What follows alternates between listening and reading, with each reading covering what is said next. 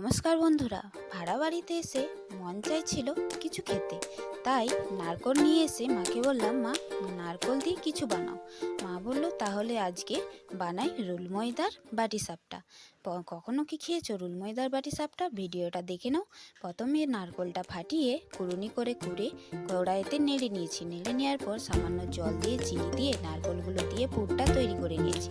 তারপরে রুল ময়দাতে একটা পাত্র নিয়ে ঠান্ডা জল দিয়ে গুলে নিয়েছি। গুলে নেওয়ার পর তাওয়াতে সামান্য তেল দিয়ে বুলিয়ে নিয়েছি। বুলিয়ে নেওয়ার পর সামান্য রুল ময়দার গুলনি দিয়ে ভালো করে গোল করে আকার করে নিয়েছি। তারপরে ঢাকনা দিয়ে ঢেকে সিদ্ধ হয়ে যাওয়ার পর পুরটা দিয়ে ভালো করে খুন্তি করে পাট করে নিতে হবে। গোল গোল করে পাট করে নেওয়ার পর সামান্য তেল দিয়ে ভেজে নিলেই রুল ময়দার বাটি সাপটা রেডি। তোমরা কে কে খেয়েছো রুল ময়দার বাটি সাপটা কমেন্ট করে জানাও। ভিডিওটা ভালো লাগলে লাইক অ্যান্ড সাবস্ক্রাইব করো। আর খেতে কিন্তু দারুণ লাগে রুল ময়দার বাটি সাপ।